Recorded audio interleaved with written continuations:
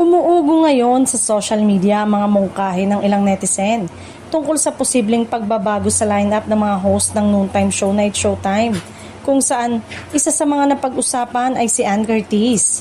Sa ilang online post, may nagmumungkahi na gawing guest co-host na lang umano si Ann dahil madalas daw itong hindi nakikita sa regular na episode ng programa. May ilan ding nagsasabi na maaaring makatulong ito sa production cost ng show, lalo na kung isa sa alang-alang ang umano'y mataas na talent fees ng ilang host. Kasabay nito, may mga kumakalat din na usap-usapan online na posibleng nakararanas ng budget concern ang production team ng programa.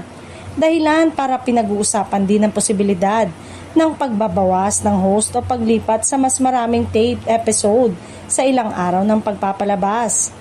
Ilan sa komento ng netizen ang nagsasabing just make Ann a guest host, habang may iba namang napapansin na marami na raw host sa show. May ilan ding tila nag-aalala sa madalas na pagkawala ni Ann sa ilang episode. Gayunpaman, may mga taga-suporta rin ng aktres na dumepensa sa kanya at iginiit na hindi dapat siya agad husgahan. Ayon sa kanila, mahalaga pa rin ang naging ambag ni Ann sa programa at isa siya sa mga original at kilalang mukha ng It's Showtime mula pa noong unang taon nito.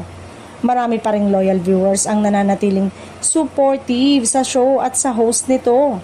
Para sa kanila, mahalaga pa rin ang chemistry at energy ng buong grupo ng It's Showtime sa pang-araw-araw na pagpapasaya sa audience.